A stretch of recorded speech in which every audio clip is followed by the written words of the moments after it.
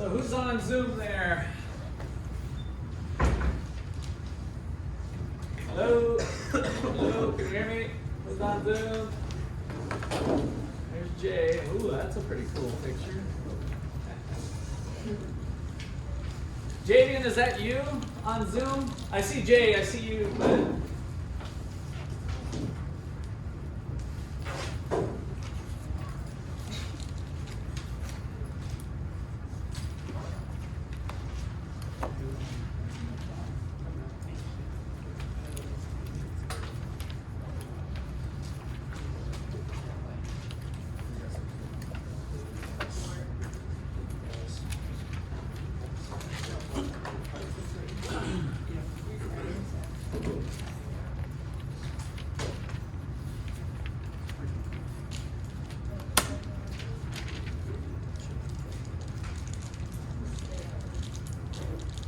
Javian, that's you.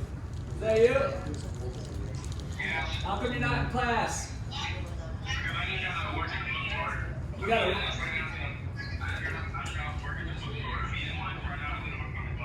All right, you got to change your schedule around. Get here on time.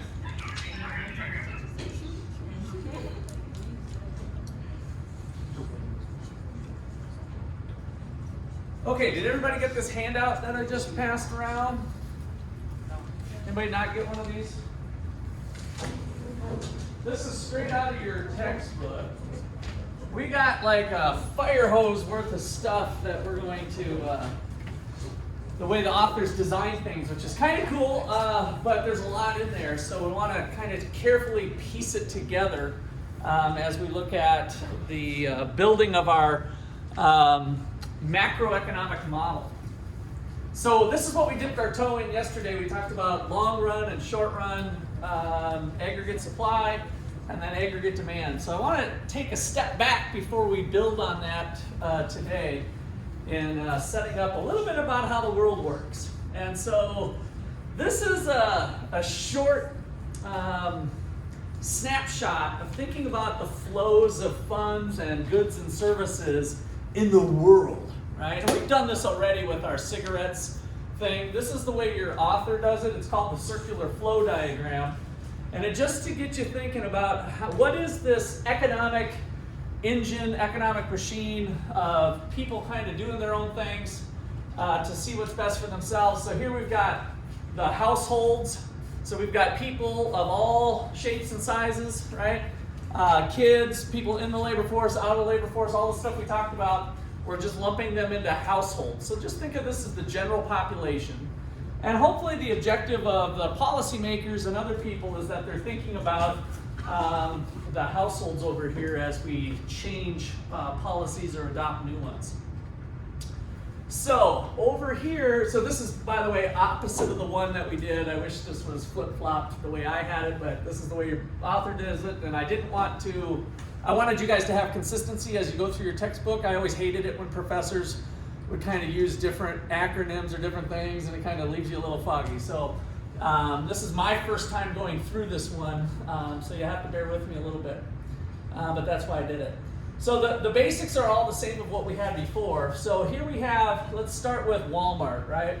So households have some money and they go run to a business called Walmart. And so they've got consumption, that's our cigarettes.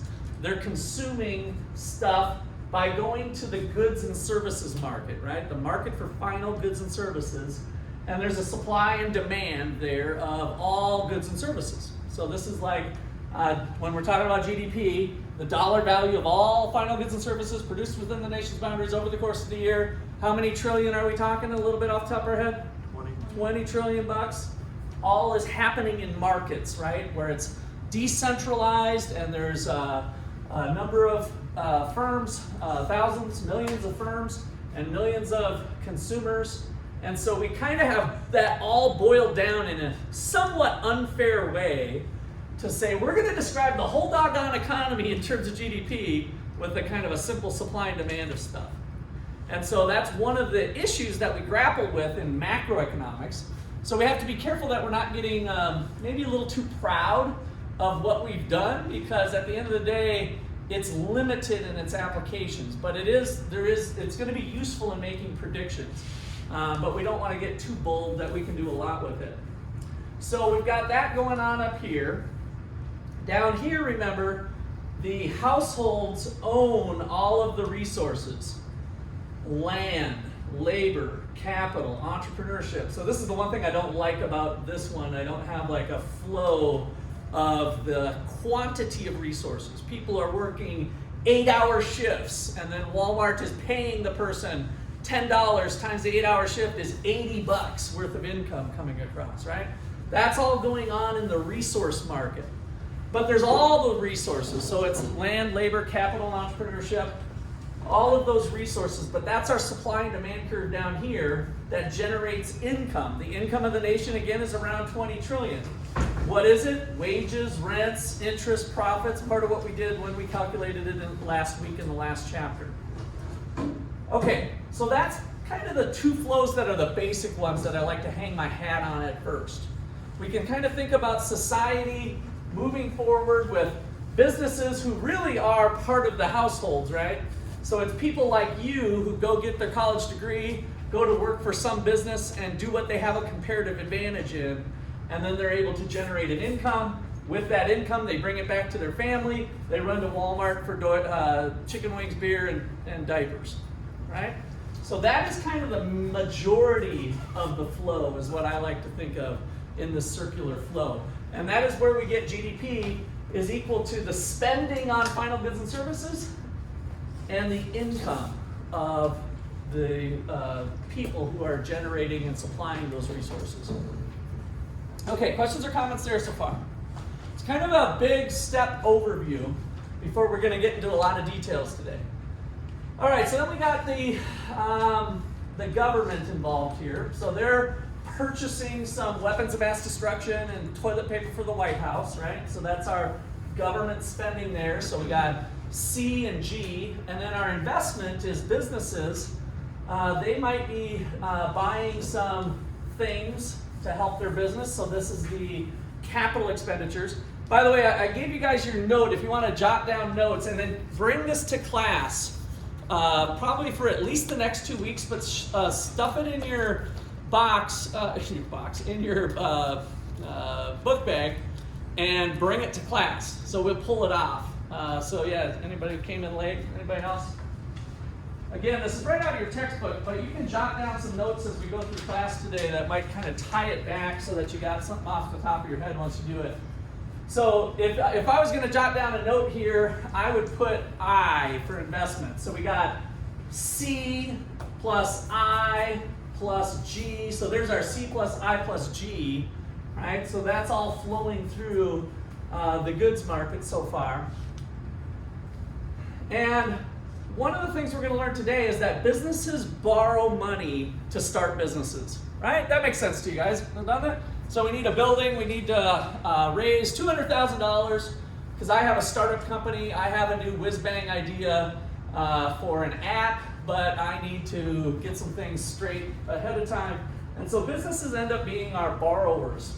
So this is the new one for you here that we'll talk more about today, and that is the loanable funds market. So we're going to imagine the market for borrowing money and lending money. So when the businesses go to borrow money, they may go to the bank, but it's not really the bank's money, right? Whose money is it that they're borrowing? Whose money are they really borrowing? It's not some rich guy that owns the bank that says, oh, I'll make you a loan. Sometimes that happens, by the way, but whose money are they actually borrowing if they go to a bank? People who have their money in the bank. Yeah, good. So the people who have their money on deposit at the bank, that's what the bank is. So you guys might think that you have your money at the bank. Let's say you have an account of $1,000. If everybody went to the bank at one time, they wouldn't have your money, all of your money. So that when we get to the money chapter, we'll talk about that. But they are lending out a fraction of the deposits that they have. That's the banking system. That we're going to spend a whole chapter on that later, of learning about that. So for now, I want you to think about this marketplace where households are spending some of their money at Walmart on goods and services, But now we're going to introduce the possibility of them saving some of their money for tomorrow, saving for the future. And so when they put their money into a bank or some other institution, so it's bigger than banks, insurance companies and other things, then these folks here are lending it out to these businesses. That's where that money's coming from. Okay, so there's a supply and a demand. So in that case, the households are actually supplying the money for the banks. So households are the suppliers of loanable funds in this market. They're also the supplier of resources in this market. So if you wanted to note something, I don't want to write on my thing. Let me take one of your things here. Maybe I'll do an overlay. I think these would be some good things, and I know it's easier if you guys are following a little bit of me here. So, make sure you put this is your C, this is your I, this is your G so far, so C plus I plus G. And then here, kind of the new thing that we're adding is the savings. And so the households are the supply. So right here, the supply curve in the resource markets is the households. So let's just draw this type of thing here. I'm basically taking the households and saying they are the supply curve in that market. And I just remembered we got to do our quiz for you guys' points. So pull out a piece of paper. Every day we're going to have a quiz.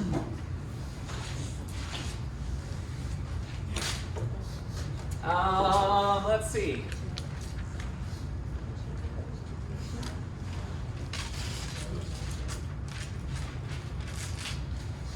What do we call what households do with their money if they're not spending it? If they're wanting to spend money in the future, what do we call what they're doing today? So it's a one-word answer. You can talk to your friends. You can copy your neighbor's paper. But you've got 10 seconds. And we just talked about it, is why I'm picking this question. Look at what we just did here. If the household is not spending their money today at Walmart, but they want to spend some money next week, where do they put their money? What do we call the place, the thing, the account that we put their money? 7, 6. You can shout out loud, you can talk. This can be a group thing if you want, but you got 4 seconds left. 4, 3, 2, 1. What's the answer? Savings! I need everybody's paper in 5 seconds. Anybody who comes in late is not going to do it. Is not going to get it. Here, we can just leave these. 4, 3, 2, 1. 1/2, 1/3, 1/10, and 0. All right.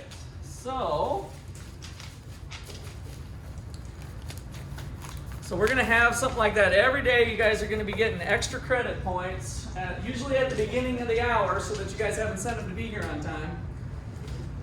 All right, so they're the savings, and then the demand on this curve is the businesses, right? So if we're going to add something else in here, the demand curve, I'm going to circle it on mine, is the businesses.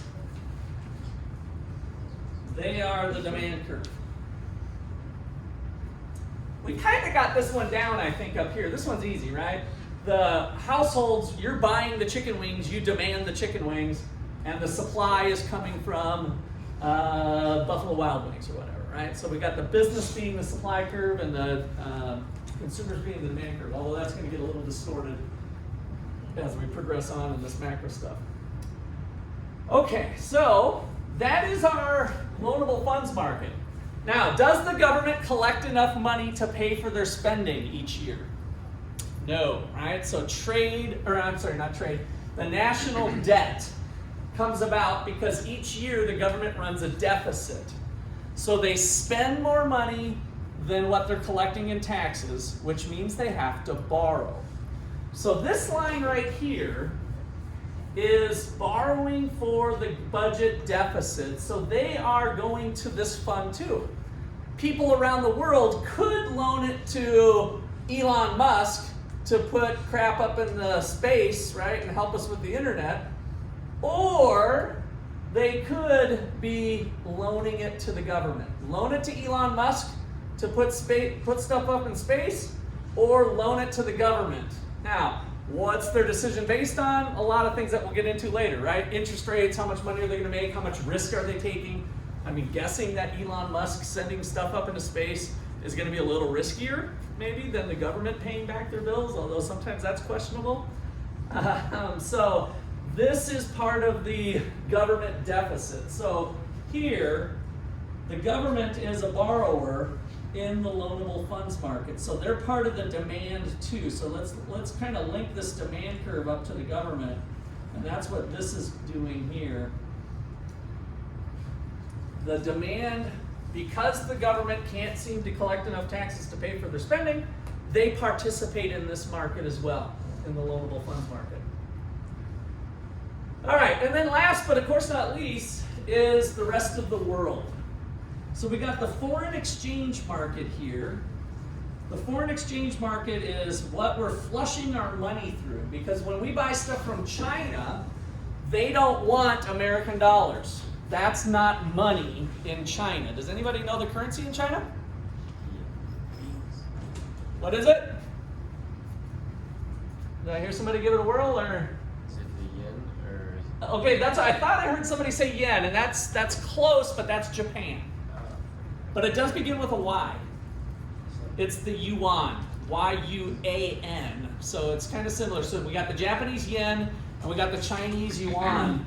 And so the point of that is that when we buy plastic toys from China, they don't want our American dollars. And so what we have to do is we have to go to the global financial markets, or what's called the foreign exchange market.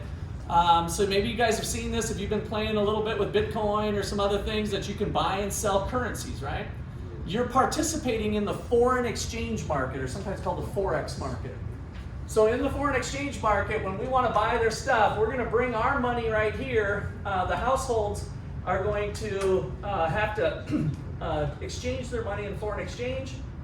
And then by doing that, there's going to be money flowing back and forth between the countries. So I think part of what we covered in the trade chapter was how is imports versus exports. So when we think about our cigarettes, we've got C plus I plus G plus X, and the X was net exports. And what did we learn about the sign of that? So cigarettes, and this was, if we blow that apart, net exports. What was the formula for that? So I just put the X, but the X is actually net exports. So what is the formula for net exports? What is it? Go ahead, Shania. Imports minus exports. No! But I'm so proud of you trying. You're going to get an extra point for being wrong. So you got the right idea, but you just reversed it. So it's exports minus imports. And one of the things you might do to remember that, let me get Janaya down here for some extra credit. Janaya. What's your last name again? Hendricks, there you are, okay. So one of the things for remembering this is that whatever, if it's like, so the term is net exports, whenever you have the net before it, the first thing is usually the thing, right? So it's exports minus imports. What we sell to China minus what China buys from us. Now back to my original question, what do we know about that in the United States? What is the sign of this? Is this a positive number or a negative number? Negative. So we have a trade deficit. So we import more from China than what we sell to them. And that's the trade deficit. Okay, so back to this picture then. If we purchased more, don't know how deep I want to get into this. We're going to come back to it later. I think I'm going to go one level deeper because it's on this picture. So if we have net exports, so if exports are less than imports, then we owe China money. Maybe I shouldn't even use this simple since we're talking international trade. We owe China money. Think about it. It would have been a fair trade if we were selling Chevys for plastic toys, and if it would have been, if imports and exports would have been equal, like they bought $100 million worth of Chevys from us, and we sold them $100 million we sold them $100 million of Chevys, and we bought $100 million of plastic toys from them. If that would have been equal, we would have been even Steven. Are you with me on that? Right? So if their trade debt is like, oh yeah, you don't owe me anything. But now what happens is we bought more from them than what they bought from us, so we owe them. They have a marker on us. So what they'll do is have a capital surplus or a capital inflow for the United States. They're going to buy real estate in the United States. So with the marker, like, hey, you owe me, they can now have a claim on other assets of the United States, financial assets or real assets. So it's like we've got money coming in. So it's an inflow of money from China. Have you guys visited Seattle or California? Different places? You've been to Asian parts of town? So that can be from immigrants, of course, but it also can be from domestic citizens purchasing up some real estate in those areas where immigrants were. So we don't have any problem with foreigners buying our real estate. And so since we owe them money, the way we can even the scale is that they can invest in us. They can bring their capital into the United States, and so that would be a capital inflow. The opposite is true for countries where that is reversed. Then there would be a capital outflow. So you can kind of think of investments flowing into the nation and out of the nation. Capital inflows and outflows. And I'll put that on the board later, but I just wanted to bring that up here since we have this problem, I gotta be careful because it's not a problem. With imports and exports, that imbalance gets corrected through capital inflows of them investing in us. Okay, that's kind of a lot to swallow all at once, but we'll build on that. Okay, so if you're a little foggy on that, that's okay. But let me open it up for questions. Any pieces of, at least you got a fuzzy feeling for that one? We owe them money, chopsticks versus Chevys. We owe them money, so they just buy some American real estate. And that evens the scale, right? The capital inflows and outflows are going to even the scale with the trade deficit. All right, so of course this then on your sheets here is our cigarettes. So net exports is the X part up here. Let's just put X. So Y equals C plus I plus G plus X is our equation for the expenditure approach. And then this helps capture that.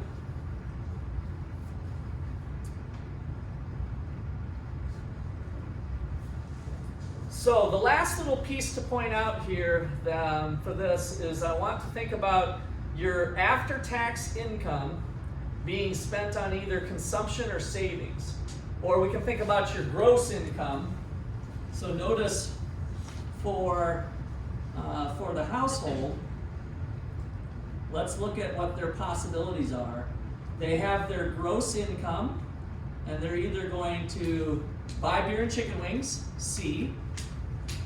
They're going to buy beer and chicken wings next week or next month or a year from now, S, which is savings. Or they're going to be forced to pay their taxes. Otherwise they go to jail.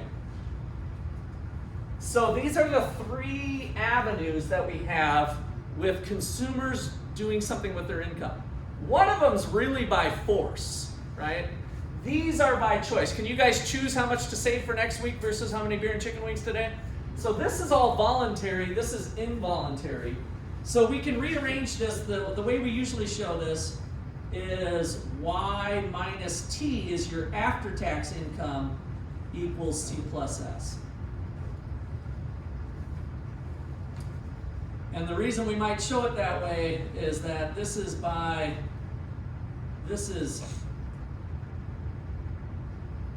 involuntary, involuntary, and this one you make your own choice of. Free choice, voluntary. You choose. Here, somebody in the White House chooses how to spend your money on weapons of mass destruction or free education or free this or that, right? So this one's by force, this one's by choice. And that's an important concept that we kind of touched on in the previous chapter with what are politicians doing with our money and that sort of thing. Public choice theory. Okay, so that's enough going on here unless somebody's got a question. Kind of a big plate of spaghetti. We got a lot of moving parts. I think once you start to understand the pieces, it's helpful to look at this and you're like, oh yeah, okay, that's where taxes fit in. Like all of a sudden you might be kind of confused, like, where's taxes fit in? Oh, there's taxes, they go to the government, and then the government does stuff with them, right? So you can kind of piece together the puzzle, and you'll have some homework and test questions that might be related to it as well. All right, here we go. Let's see, now I gotta use this thing to get this thing off now. Let's see if this works. Wait, I gotta hit it again. All right. So, using what we just did, we're going to explain the world. So, explaining which we really call modeling, or creating an economic model, explaining the macro economy through 4 markets.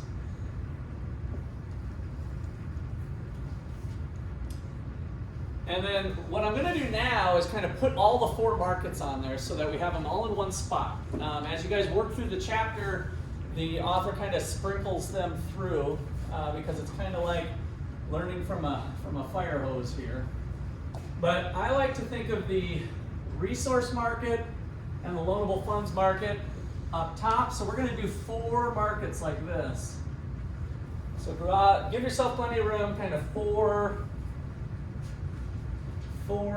graphs. And the graph to the left is going to be the resource market. So here we've got the quantity of resources. And here we're going to have the real price of resources. And then we just have a good old supply and demand curve.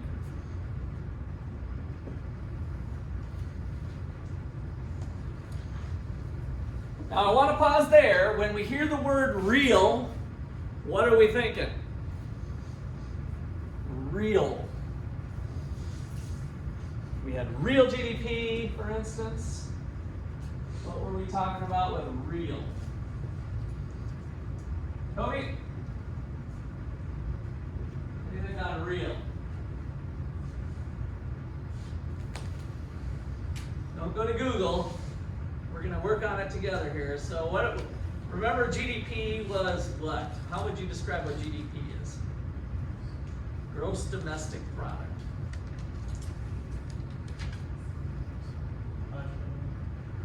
So what are we measuring? How do we measure economic growth?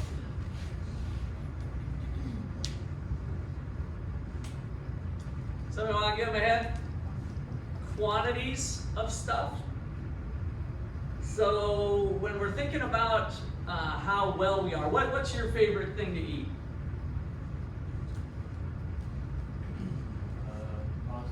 Pasta. All right. Marinara sauce or Alfredo? Alfredo.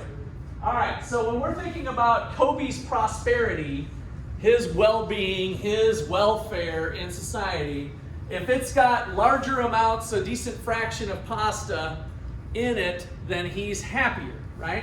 And so what brings Kobe happiness is the quantity of pasta, not the price of pasta.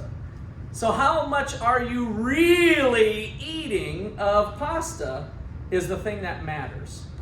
So it's the quantities. So what have we done when we say the word real? What adjustments have we made?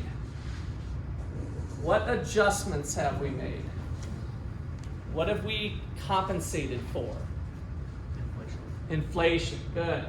All right, so Ben's got on the extra credit list here. All right, so now the true test. Kobe, what do we mean by real? When we see the word real, what's been adjusted for?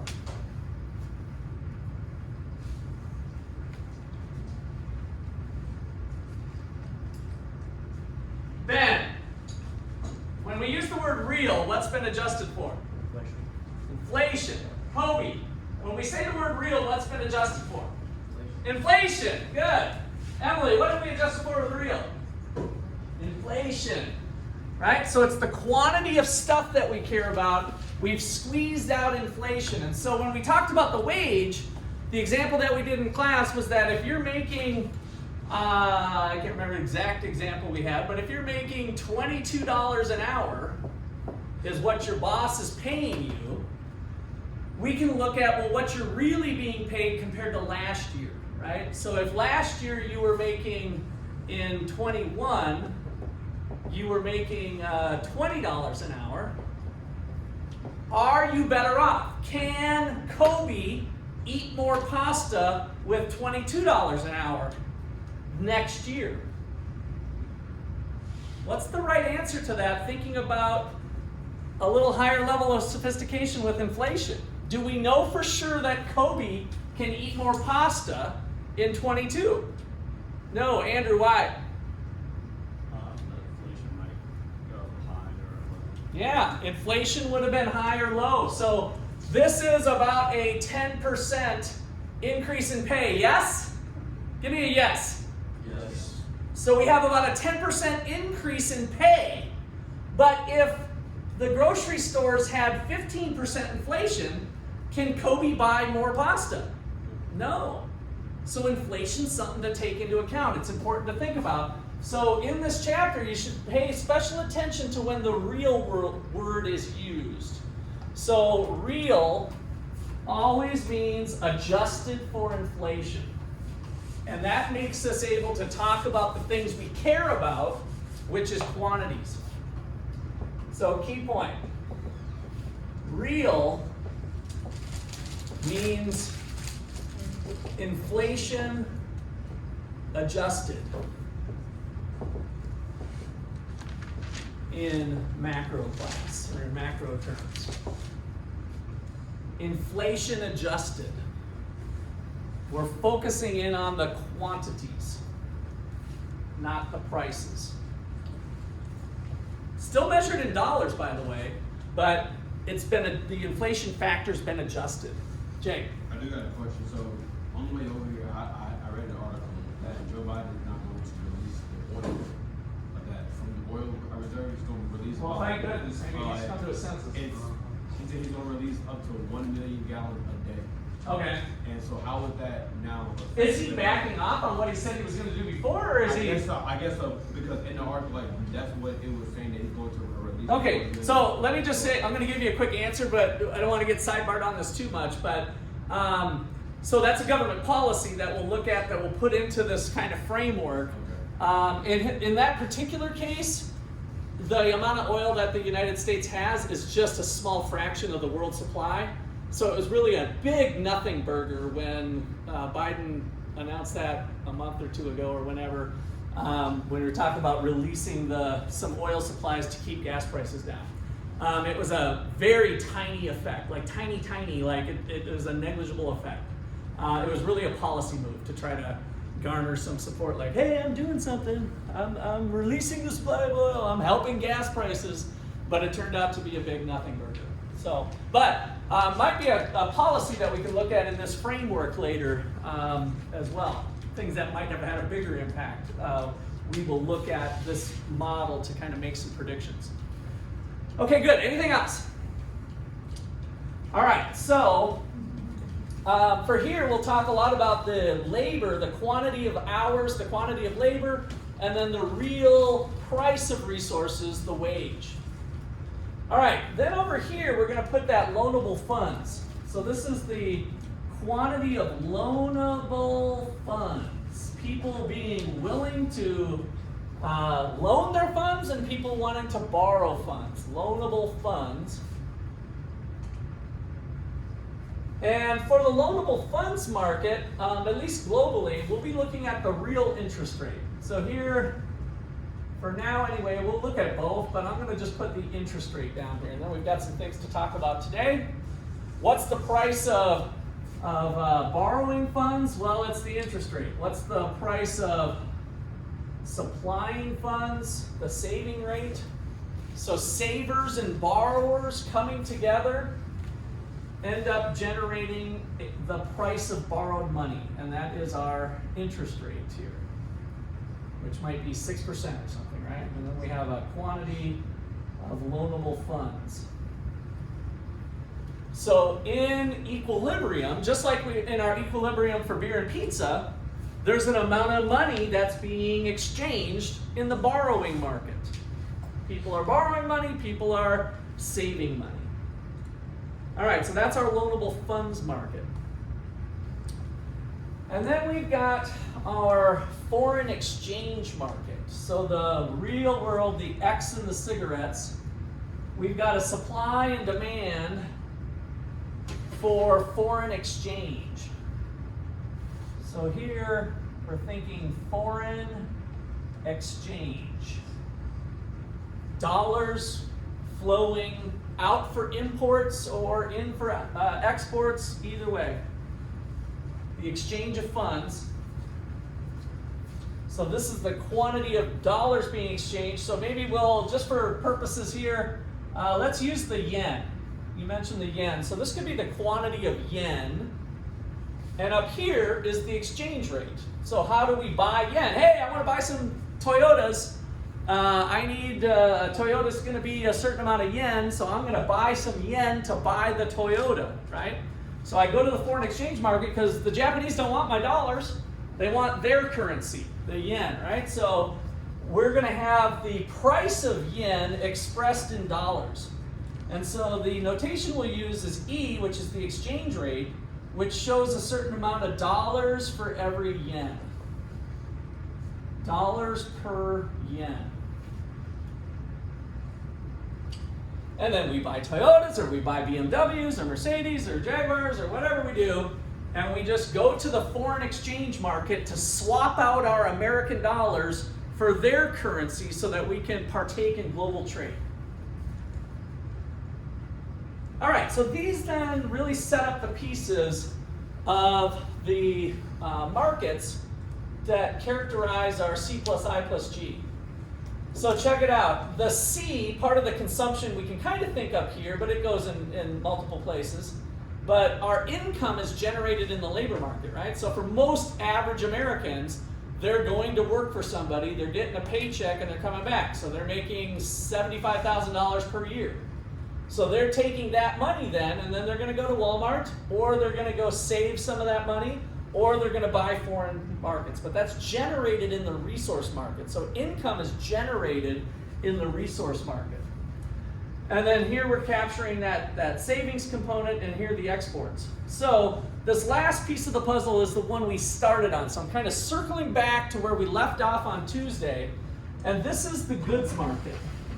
So here we're going to be measuring real GDP. Kobe, what do I mean by real? Inflation is what?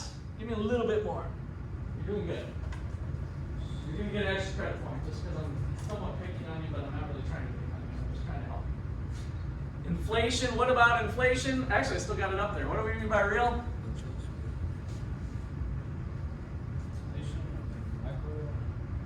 What does that say up there? Adjusted is what I was looking for. So it's not inflation. Real. So I don't want you to think, oh, definition of real is inflation. It's inflation adjusted. So I need that adjusted word on there. So inflation adjusted. Let me make sure I get Kobe some extra credit here. Thank you for helping everybody out, Kobe. What did I do with my pen? There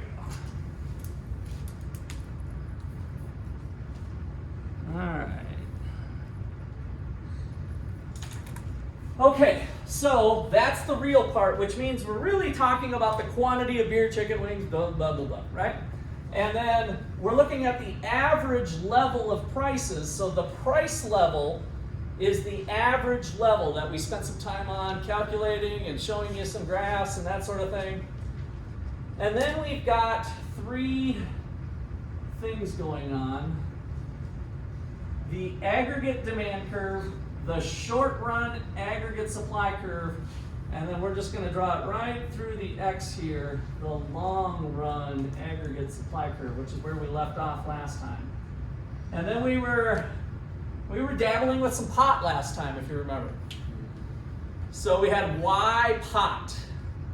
So Y pot was what? What was the pot? I'll give you a hint, it was not marijuana.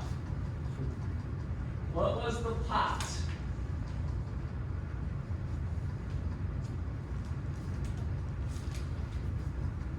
Let's see, Kobe, number between 6 and 10.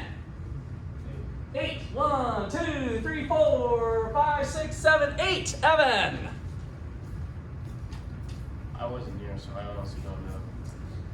All right. Is it on Tuesday? Because I looked on YouTube and there wasn't the lecture Tuesday.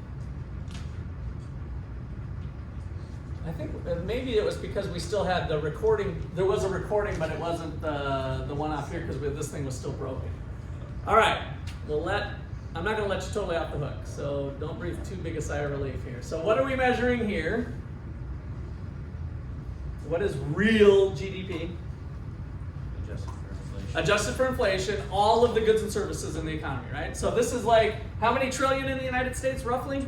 20 trillion bucks. So we got 20 trillion bucks of stuff, and here, we've got kind of the stopping point here. So my question to you, to take you off the hook, well, it's going to put you on the spot, but take you off the hook of the original question, is how do we make all this crap?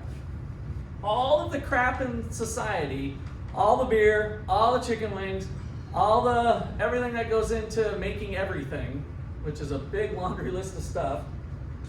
How do we make that stuff? Labor. Labor, good. What else? Resources. Resources, so land, labor, capital, entrepreneurship. So the amount of crap we can make is actually limited, not by money, right? That's hopefully what we're learning here, is that there's a real process that we're limited by our resources. In fact, the definition of economics that I think we covered a while back that I like to have as kind of a working definition is economics is the study of trying to satisfy unlimited wants with limited resources. Resources are limited. We only have a certain amount at any given point in time. That can evolve over time, but we only have so much land, labor, capital, entrepreneurship, and then we have technology that can change over time, right? So we have a certain amount of technology in 2022 today that we didn't have in 1952, right? So the amount of information that helps us make stuff changes over time as well. That's really what technology is, right? It's nothing more than information if you think about it. We often say, well, this is technology. Well, no, this is a piece of capital and machines and wires and all kinds of stuff that go into this thing. The technology is embodied in the wires, in the chip, in the glass, right? This glass doesn't break as much as it used to 10 years ago because of technological change. So the technology is embodied in the glass, right? The technology is really just information on how things are made. And so technology changes over time. So what this is saying here, being a vertical line, is that the potential is the pot. The potential for society has some maximum. We'd love to be out here. Why can't we be out there? Resources are limited, right? Technology is what it is, and resources are limited. We'd love to be out here, but we can't. So in the short run, we might be able to be around here, but this is kind of our long run potential for the economy. And that's an important anchoring spot for us to think about now as things move around, it's around that long run potential. Okay, questions or comments there? All right, so this chapter lays all of these out. So now we're going to try to put that stuff together a little more carefully. And we're going to start with where we left off here with the goods market, the market for good final goods and services. So let's see. Let's trying to think where we should start off. What did we leave off with last time? Who was here last time? I just want to see the last thing you wrote to your notes. Yeah, we're short and long run. Okay. So short run aggregate supply, long run aggregate supply. Okay, so that's pretty much it. And we're at full employment, so that was the last thing. So we really defined those long run and short run curves. And then we've got the aggregate demand. So I think we've done all the pieces of the puzzle here. But maybe let's do that. Let's add up. So I like what you guys, let me see your notes again. I just want to see that definition. I saw what code we had. Okay, yeah, shows the potential for the economy, natural rate plan. Let's do it a little, let's rewrite it. I think that'll be, Jay had a little more detail, so I know I remember being a little bit rushed towards the end. So long run aggregate supply. This thing shows the potential output for society given its available resources and technology.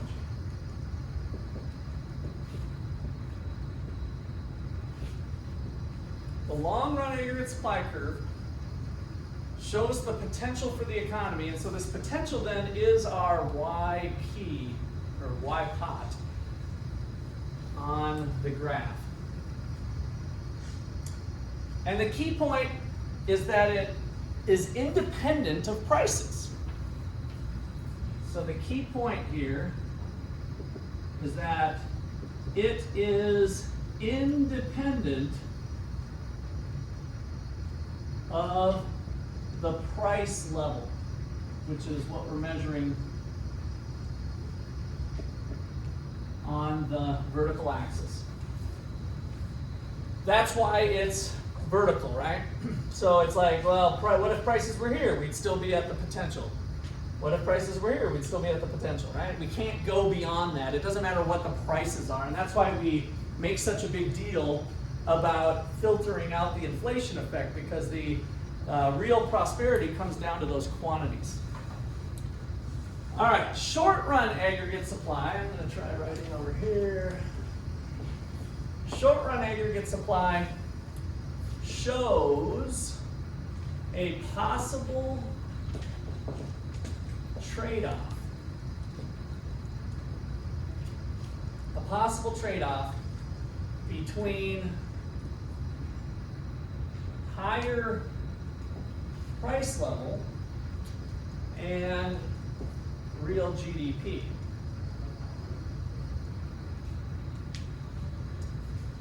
Given resources and technology.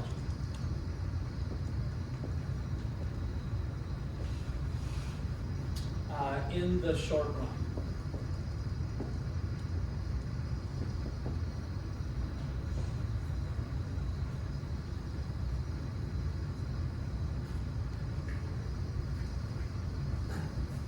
So basically, this one flies in the face of the long run one. All of a sudden now we're saying, hey, if prices get more, yeah, we can make a little bit more.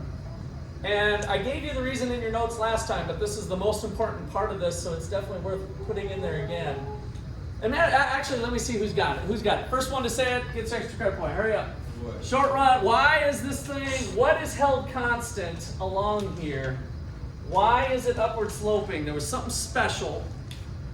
Just start talking or shoot your hand up. All right, Jay, I heard you. I saw you first. Who was that? You, Chris? Sorry, I kind of said two things, didn't I? But then I looked up and saw Jay. All right, Jay, go ahead. You said for the short run, right? Yep. Price of the resource Prices of resources is held constant. is held like, constant. Example like wages. and Yeah, stuff like that. wages, the price of all the things. Basically, right here, this price is going to be held constant. And then we're going to allow the price of beer, chicken wings, pizza, lawyer services, and dental services, those can go up. So for the business, this is a good deal, right? It's not costing them anymore, but they can sell their stuff for higher prices. That's what's being captured there in the short run. So, shows a possible trade-off between higher price level and the real GDP given resources and technology in the short run. And the key point is resource prices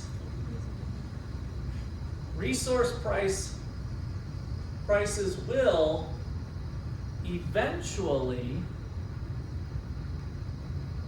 change.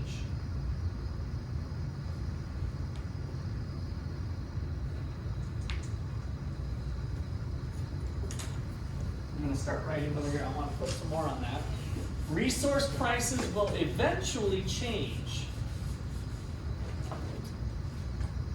And the hot topic in macro is how long resource price adjustment will lag behind output price adjustment.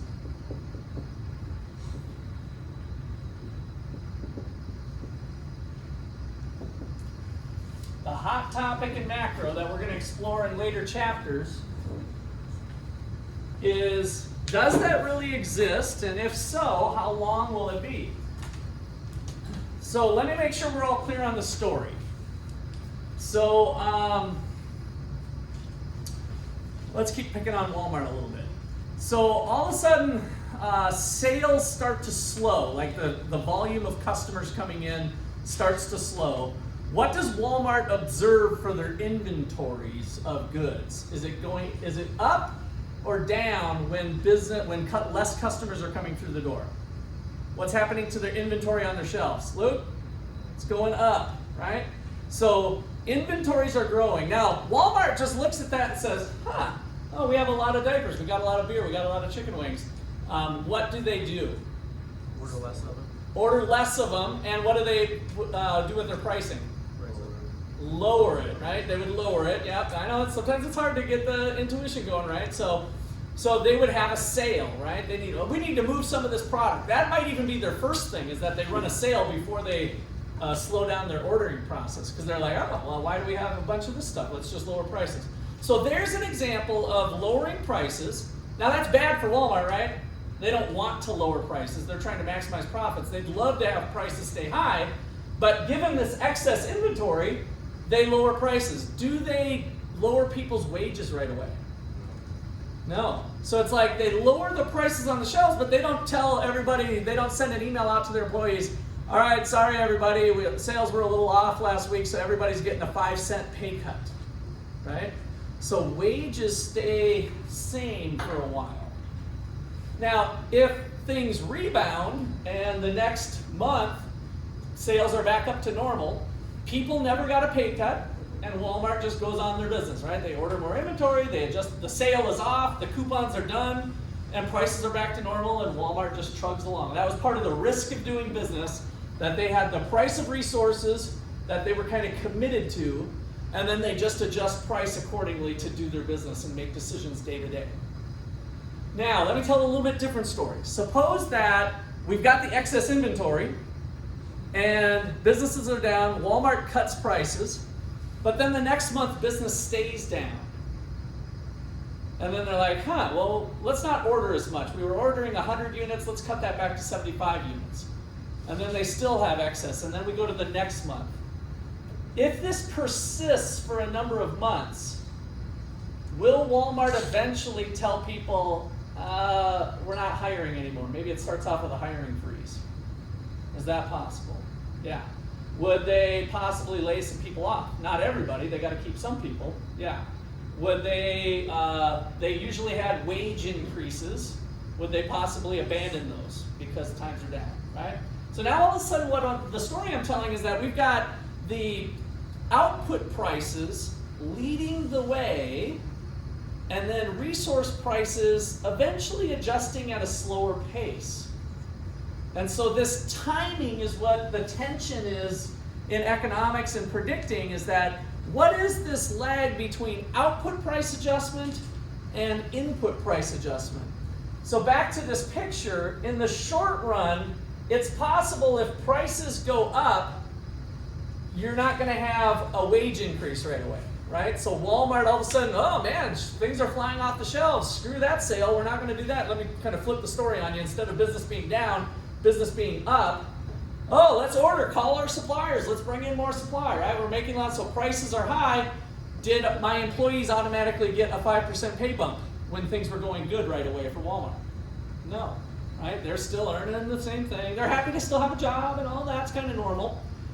But eventually, if over a longer period of time, Walmart continues to do good and other businesses continue to do good, all of a sudden employees are like, hey, I'd like a pay raise, right? I'd like to share in the benefits a little bit. Otherwise, I'm going to go work for the grocery store instead of Walmart because they're hiring right now, and they're paying 50 cents more an hour than you are. And all of a sudden, there starts to be market pressure for resource prices to catch up to the output prices. But again, we see this lag behind. So we've got resource prices adjusting later after output prices. And then kind of the hot debate is, how long is that lag? Is it a couple months or 6 months, or is it a year or 2 years? That's part of the hot topic here. So before you take your question, Jay, let me write that down before I forget, because I suspect if I take your question, I'm going to forget. So this is the double key. Key. Double key. This is an important one. All right, so how long will the lag be?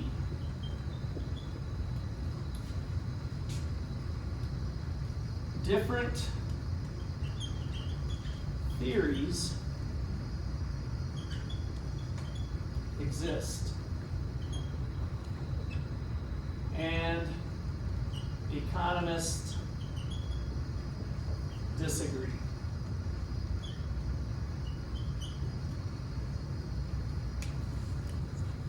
Okay, Jay, whenever you're ready, go ahead. So like, you know how like Walmart or Target do like those seasonal presentations? Uh-huh. What is that for? Like, it's only just for the season and then Yeah. go and then No, that's a good question. So some things fall out of favor, but is that predictable for Walmart when we talk seasonable? Is it predictable year after year that during Christmas time there's certain sorts of goods, and then ice cream sales aren't so good? And then when the summertime ice cream sales are good, is that predictable? Yeah. Is it predictable for the consumers too? Yeah. So here's the thing, that's a good question to bring up that's different than what I was talking about before, is that when we have information that's available to both sides, both the buyers and the sellers, then each one of them make adjustments accordingly, and it doesn't end up being a big deal, right? So Walmart knows that during the summer, ice cream sales are going to be higher, and so for that seasonal thing, they'll adjust accordingly to meet the demand of the consumers who, of course, are hot and sweaty and they want ice cream during the summer more than they do in December. And so when we have information available, then we're fine. What's going on here is that this type of adjustment is that when we have things that we don't know about, when sales fall off, does Walmart know that we're going into recession? Do they know that the economy is in general going down? They don't. From last chapter, does anybody remember the length of time that it takes to calculate real GDP when we actually get good numbers? We talked about this lag of information a little bit. 6 months? Yeah, good, Ben, 6 months. So about 6 months down the road, then we start to learn. So here's the thing. When Walmart starts to have sales start to fall off, they don't know for sure if it's a general downturn in the economy. Maybe customers aren't liking Walmart as much because Amazon is doing good or something, right? They have to figure that out, but they don't know for sure that it's a general downturn of the economy. And that's what presents this lag time. And that's the thing that we'll look at. We talked about it yesterday a little bit. Yesterday, or maybe it was even last week, was anticipated versus unanticipated changes, right? Anticipated changes we deal with. We build up more ice cream for the summer, right? We anticipate seasonal fluctuations, both the customers and the suppliers. Anticipated changes are already reflected in market prices. But what happens that kind of creates uncertainty is when unanticipated changes occur. Russia invades Ukraine. COVID strain is now known in March of 2020, right? That's a shock to the system that nobody knows exactly how that's going to play out on both sides of the supply side and the demand side. Okay, any other questions or comments? All right, so that's that part. Let's get into the resource market. Kind of just wanting to leave this here.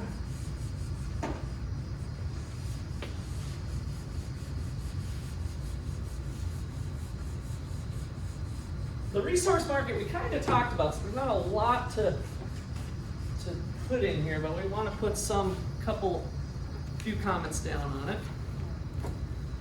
All right, so let's see, the resource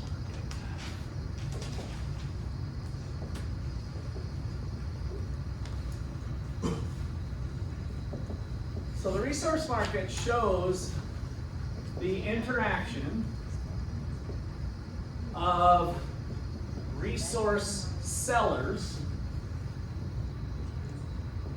And remember from our circular flow, the seller of resources is the households. So the resource market shows the interaction of resource sellers, which are the households, and resource buyers, which are businesses.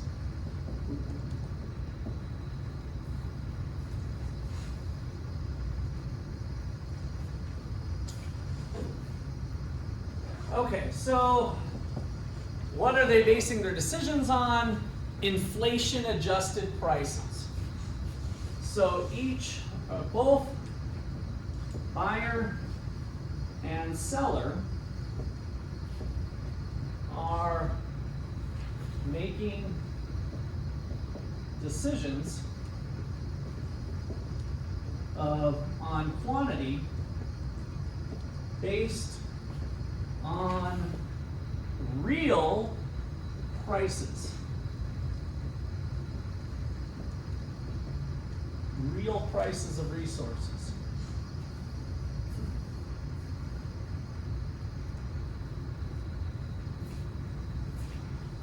So for example, I'm just going to tie this back to the previous lecture when we talked about the wage. So for example, when people are deciding whether to sell themselves hours of the day, anyway, sell their hours that they own, choosing whether to work or not, the real wage, which I use little w, was equal to the nominal wage, which was how much they're actually getting paid, big W, divided by the price level.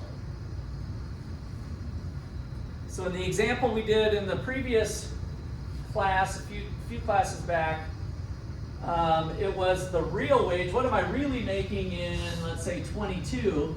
I'm going to take how much I'm actually getting paid in 22 and divide it by the price level. I'm going to deflate it by the price level to come up with the real wage expressed in Kennedy base year, right? So Kennedy gave us our base year of 4, and so all of our quantities were essentially, our purchasing power was based on a certain year.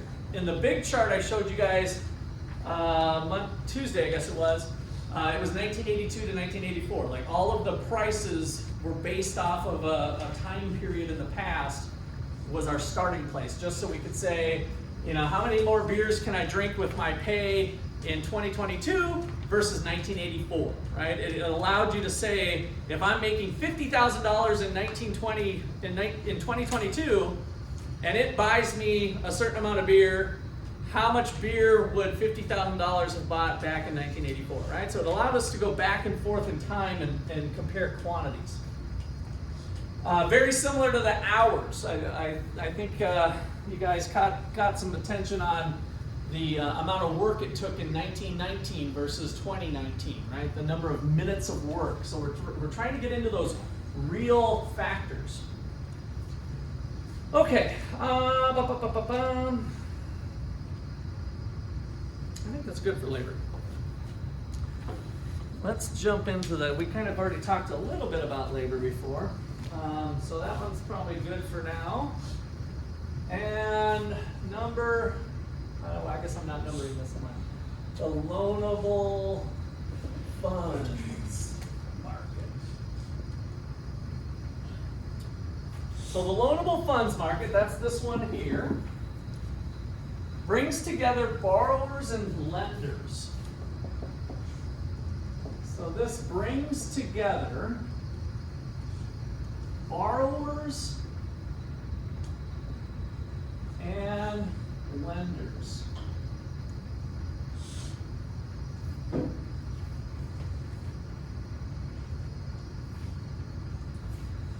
And so on the borrowing side, so the agents that we're thinking about here is who's borrowing and who's lending. Well, it turns out anybody could do either. So if we're picking off our key people here, we've got businesses, number 1. Number 2, households might be buying houses or cars or other things. And then number 3, we talked a little bit earlier about government. So from our circular flow diagram that you guys have in front of you, any of those agents or groups that we're identifying could be on one side of the equation or the other. But here's how the real world looks. Businesses are the net borrowers. So these guys are net borrowers. There's more businesses borrowing than lending, so if we add them all together, on average, they're borrowing, right? So that puts them on the demand side of the equation. That means these guys are the demanders of loanable funds. They want money to borrow, right? And households, again, you guys being your age, you're mostly probably thinking about borrowing money. I need to buy a car, I need to buy, even though if you take my personal finance class, we'll tell you you can borrow for a house, but you shouldn't do any more. But I'm going to borrow to go to school with student loans and maybe credit cards and whatever else. But on average, households are actually net lenders. They're savers, right? I'm going to put the word net lenders because we use this here, but they are net lenders. And then we'll put parentheses, they are our savers. And that means they are the supply curve. When we look at this picture here of who's the supply and who's the demand, the supply curve is the households because they are net lenders, and the demanders is the businesses.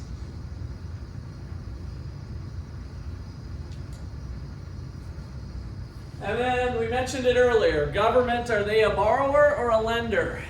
Are they good at saving their money or are they borrowing money? They're borrowing, right? So we got the national debt and deficit. So in the United States anyway, this isn't true around the world. So for the government is a net borrower.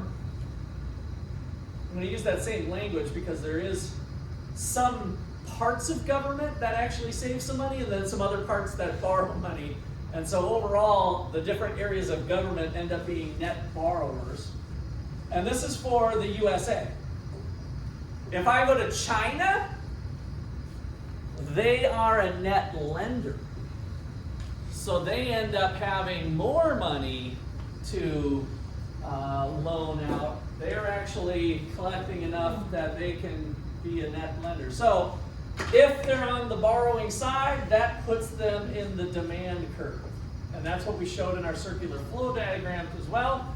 So for our picture here in the big scheme of things, then we have the US government. Let's make sure we put US government is in the demand side of this equation in the loanable funds market. Okay, so then the last thing here is this interest rate. And this is going to be one we'll build on tomorrow, but I want to get it down here. What are they negotiating on? So similar to what we did here. So both borrower and lenders make decisions of loanable funds based on the real interest rate.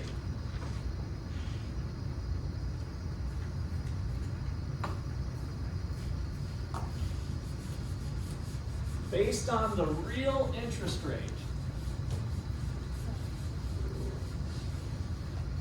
And the formula for that is this little expression. The real rate of interest is the little r here. The real rate of interest, or the real rate of return sometimes, if you want to think about how much money am I making and am I earning. The real rate of interest is equal to the nominal rate. So there we're using that word again that we did in the past, the nominal rate of interest. This is really the negotiated rate, right? So if your bank says, hey, I'll loan you money for a car for 8%, whatever the stated rate is, that's the nominal rate. Okay, I see. Just kind of glad to get nominal. If you guys ever have problems with my handwriting, make sure you raise your hand. I'll be happy to tell you what it is. All right, so the real rate equals the nominal rate minus the expected inflation. So this is the anticipated inflation. All right, so in other words, this is the future expected inflation rate.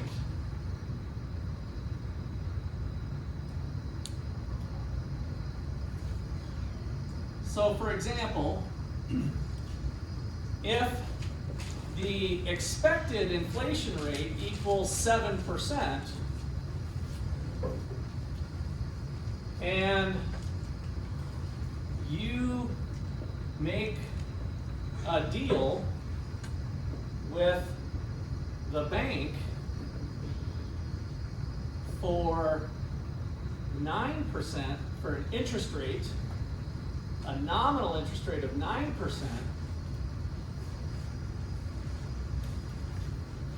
this implies that the bank expects to earn 9% minus 7% equals 2%. a real rate of return of 2%.